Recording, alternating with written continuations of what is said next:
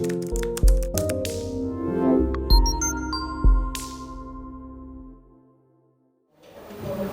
obrigado. Queria começar por agradecer o estimulante e amável convite que me foi feito para estar aqui hoje presente e agradecer também, como consumidor compulsivo de temas e de estudos na área da comunicação social, o excelente contributo do UBI, do Media Lab, aliás bem expresso lá fora naquela amostra que está numa mesa, o excelente contributo para a reflexão e o estudo para a área dos mídia. Eu tenho um tempo limite para usar a palavra, como é natural, e, portanto, não vou usar, ao contrário do que faço normalmente nas aulas, PowerPoint, e vou tentar, sem prejuízo de ter aqui um texto escrito, vou tentar ser, o mais apelativo possível naquilo que vou dizer. E vou fazer uma abordagem deste tema, sobretudo pelo prisma das políticas públicas. Ora bem, este tema surgiu em torno, no espaço mediático, na agenda mediática, através das intervenções do Presidente da República, de uma conferência recente sobre o financiamento dos mídias, promovida pelo Sindicato dos Jornalistas, por propostas das associações empresariais. No entanto, ele não surgiu por acaso. Este tema dos apoios e incentivos do Estado aos mídias não surgiu por acaso. Não surgiu desligado da realidade. Há, de facto, uma questão de fundo que torna este tema ainda mais premente. Esta questão de fundo é a grave crise do setor, sobretudo na imprensa escrita. Esta crise foi gerada pela quebra das tiragens, em grande parte devido ao facto dos mídias tradicionais terem perdido o monopólio da informação com o aparecimento dos novos mídias e, consequentemente, também pela quebra das receitas publicitárias, hoje partilhadas com os novos mídias e também com as redes sociais. Portanto, esta evolução do setor dos mídias cria novos desafios que me parecem óbvios às políticas públicas. O primeiro desses desafios é o seguinte, e eu coloco sobre a forma de questões. Justifica-se uma intervenção estatal para salvar empresas que, aparentemente, a lei da oferta e da procura está a condenar a um eventual desaparecimento? Não devemos deixar o mercado agir livremente ou de forma, porventura, mais frontal? Se o Estado não apoia as empresas na generalidade dos setores da economia, porquê que haveria de utilizar fundos públicos e, com isso, o dinheiro dos contribuintes para apoiar empresas aparentemente condenadas ao insucesso? Ora bem, faça este conjunto de perguntas e, olhando para as experiências europeias e para a generalidade das democracias europeias e, sobretudo, europeias, há uma resposta óbvia. A comunicação social desempenha um serviço de interesse público, essencial para a vitalidade do regime democrático, daí que o Estado não possa aliar-se das condições concretas em que ela desempenha as suas funções. É verdade que os mídias estão integrados no mercado de livre iniciativa, pelo que compete, em primeiro lugar, às empresas assegurarem os recursos essenciais para a sua atividade. No entanto, o seu enfraquecimento pode afetar a sua liberdade e o pluralismo. Por outro lado, não basta garantir, e muitas vezes nós olhamos para o conjunto da legislação da comunicação social e pensamos que o essencial é a liberdade de criação de empresas e os direitos dos jornalistas. Ora, a legislação da comunicação social não pode limitar-se, nem se limita, aliás, a assegurar os direitos das empresas e dos seus profissionais, nomeadamente dos jornalistas. A liberdade da comunicação social não resulta apenas de uma preocupação com esses direitos. O fundamental, o fim último da liberdade da comunicação social é a salvaguarda do direito à informação dos cidadãos, do pluralismo, entre outros valores. Portanto, é preciso assegurar tanto o direito a informar como o direito a ser informado. Tal como, aliás, reconhece, nós temos uma Constituição da República que é, no quadro europeu, pelo menos, é aquela que tem o maior desenvolvimento de normas relativas à comunicação social. No caso da Constituição Portuguesa, do artigo 37 ao artigo 40. E é a própria Constituição, numa norma, no artigo 38, número 4, que prevê expressamente a existência de apoios estatais aos mídias. Por outro lado, os incentivos constituem igualmente uma ajuda aos consumidores.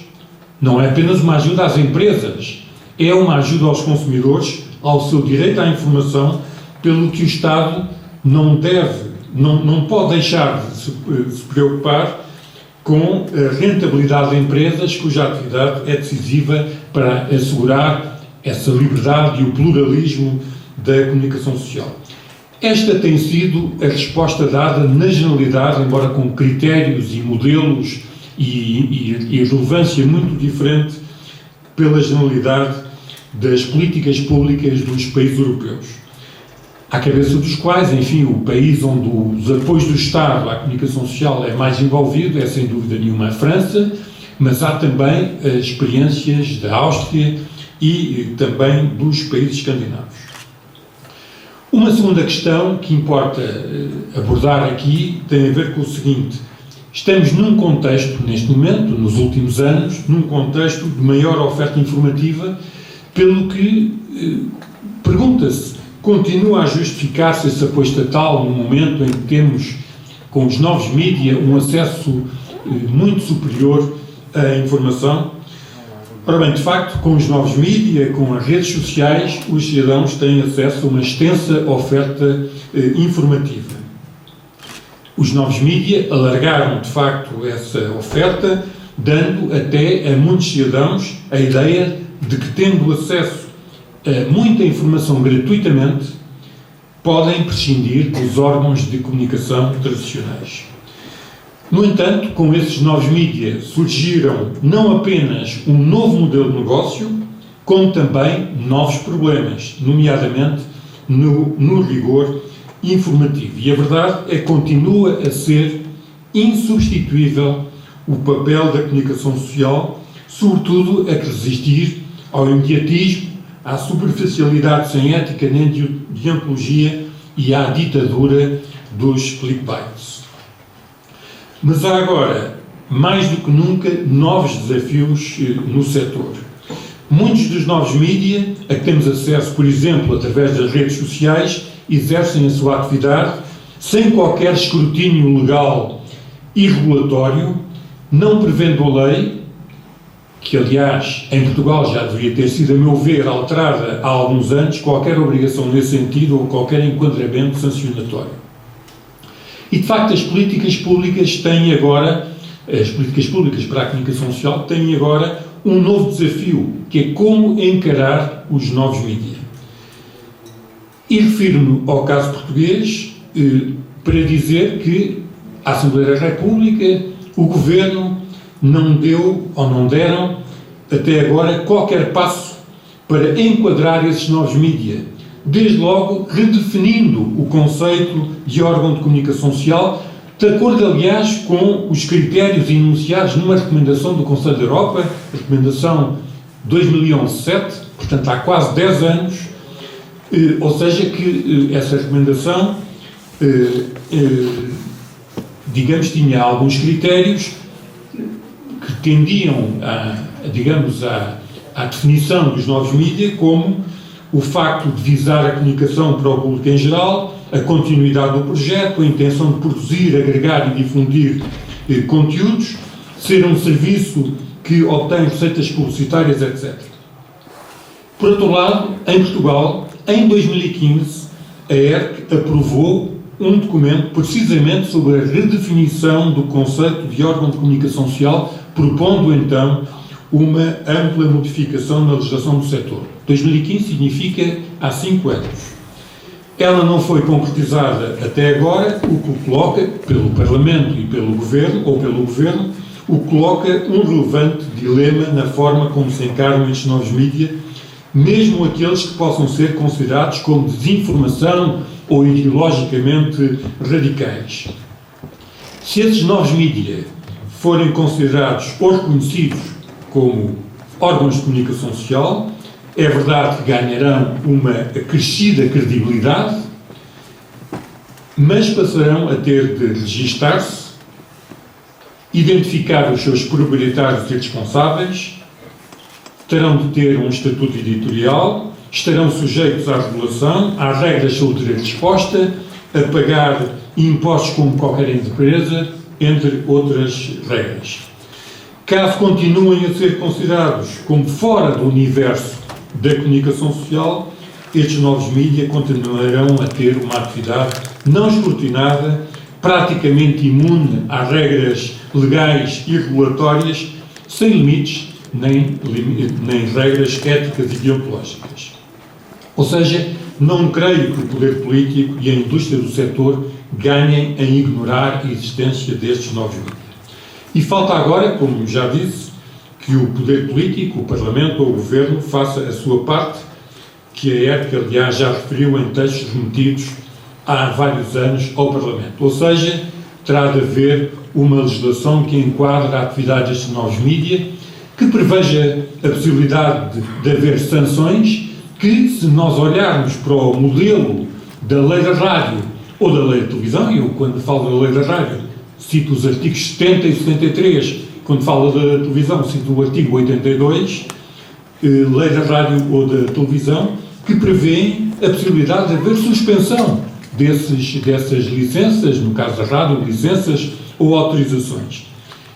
Aplicando aos novos mídias, estamos perante as possibilidades de haver conteúdos impróprios, xenofobia, racismo, pornografia, etc. Portanto, é preciso que haja uma ação regulatória, mesmo que seja como acontece em alguns países europeus, através de uma regulação chamada Light. Falta também, enfim, a outra questão que tem a ver com a literacia mediática. Ela não foi ainda entendida pelo poder político como uma prioridade. Mas voltando ainda aos incentivos. Grande parte dos países europeus, como disse, e desde logo a França, é importante, quando se fala na França, ter a noção do volume de verbas atribuídas anualmente no apoio aos mídias. Em 2017, eram mais de 1.000 milhões de euros, dos quais 260 em subsídios diretos. E já vão ver porque é que eu sublinho aqui os subsídios diretos. Os países escandinavos também, com volume de incentivos bastante extenso. Esses incentivos são, tradicionalmente, muito diversificados e abrangentes e têm adequado o modelo de apoios ao novo contexto mediático. E, portanto, nestes países, estes regimes de incentivos, quer incentivos diretos, quer indiretos, continua a ser consensual. Em Portugal, enfim, de uma forma muito resumida, direi que eles existem desde 1974, mas de uma forma mais consistente e detalhada desde 1987.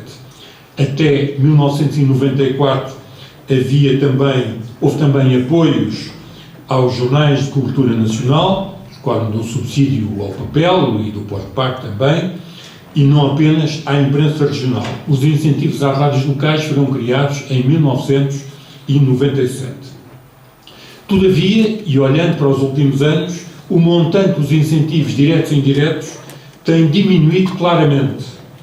Nas últimas 2 décadas, basta dizer o seguinte: em 2003, o montante global anual atingia os 17 milhões de euros. No orçamento para 2020, tal como aliás nos últimos anos, não ultrapassa os 4 milhões. Portanto, houve uma quebra acentuada no volume de verbas atribuídas aos apoios estatais. Ora, importa sublinhar que não são os subsídios estatais que ameaçam a independência dos mídias regionais e locais.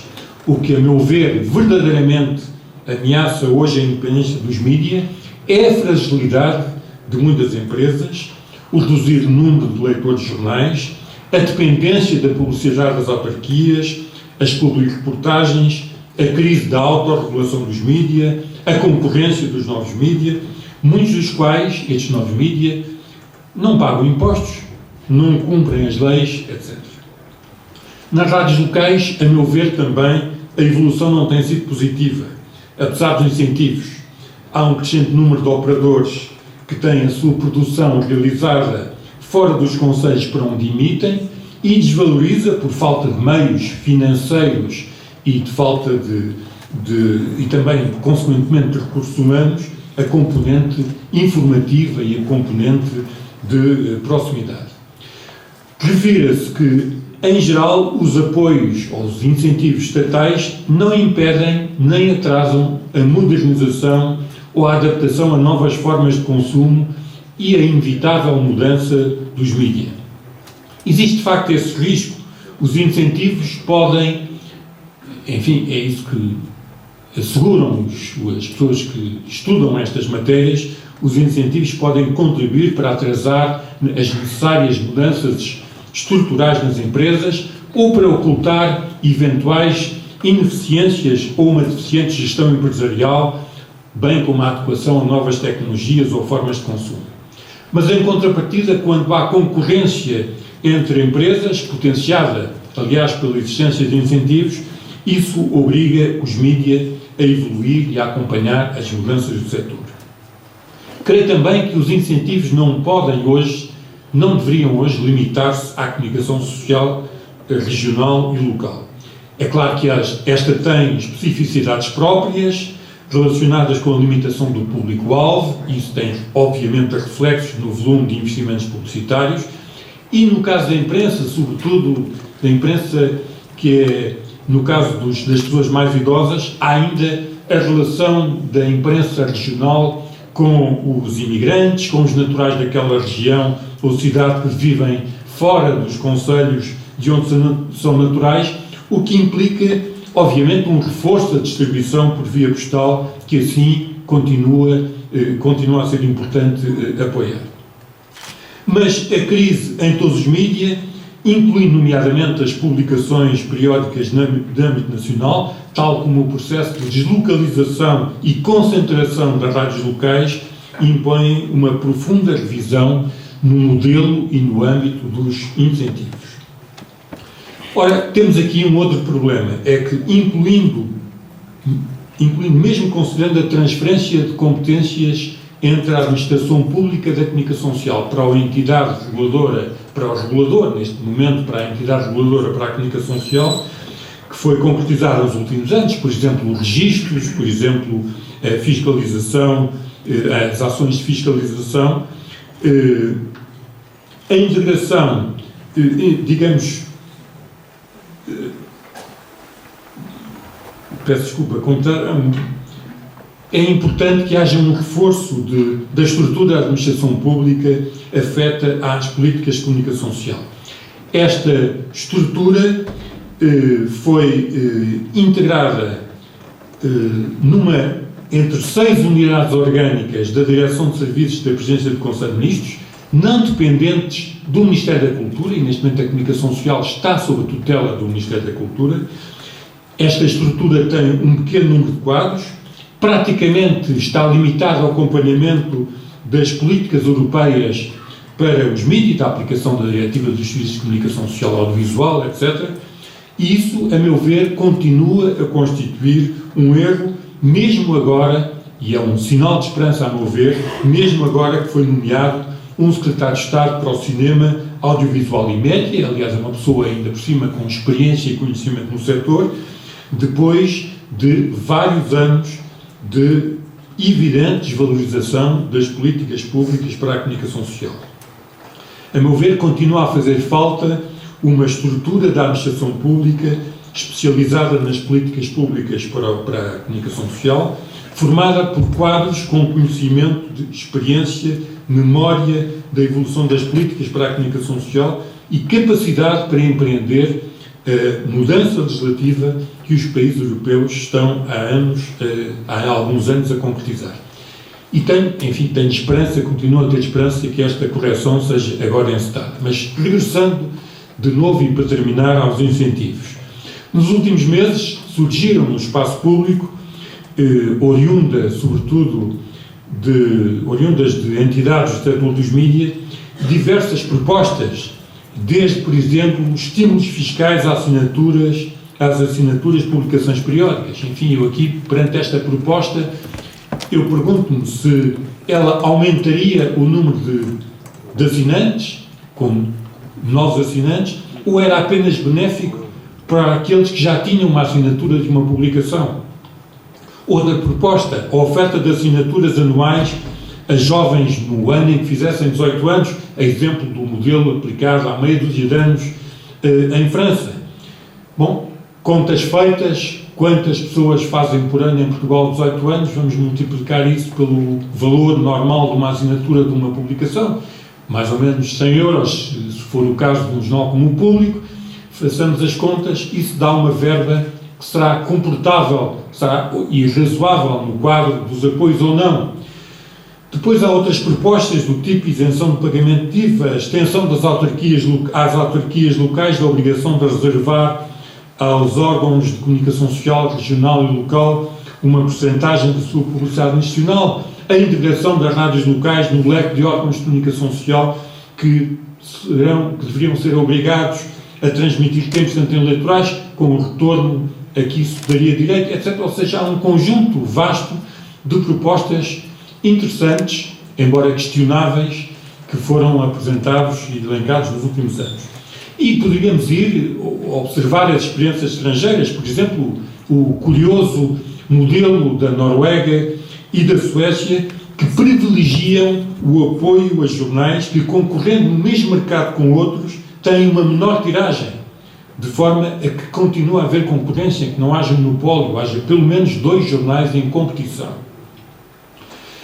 Poderíamos privilegiar também os incentivos indiretos face aos diretos. Eu recordo-me na conferência promovida pelos sindicatos jornalistas, fiquei um pouco espantado com a, digamos, eu diria, peço desculpa se estou a ser demasiado rude, a arrogância com que alguns representantes de jornais, de publicações periódicas, diziam, não, nós não queremos, alguns deles até quase falidos, diziam, nós não queremos incentivos diretos. Eu pergunto-me, mas em Portugal sempre houve incentivos indiretos e sempre houve incentivos diretos. E há algum exemplo que me possam dar de que os incentivos diretos tiveram reflexos na menor independência dos jornais ou dessas publicações face ao poder político? Não creio que haja memória nem exemplos desse tipo e, portanto, penso que esta preocupação com os incentivos diretos não faz, a meu ver, qualquer sentido. Para terminar, diria o seguinte: como se constata, não faltam os temas e os exemplos polémicos. Ora bem, a meu ver também não é fácil, e eu penso que não é adequado, digamos, definir critérios ou apresentar modelos acabados sem uma avaliação rigorosa da sua relação custo-benefício. O que me incomoda, devo-vos dizer, é que o poder político, Parlamento, Governo, não tenham iniciado os passos necessários para essa reflexão. E é, a meu ver, isso que é urgente que seja feito para que esta situação de dificuldade no horizonte da comunicação social termine de vez. Muito obrigado.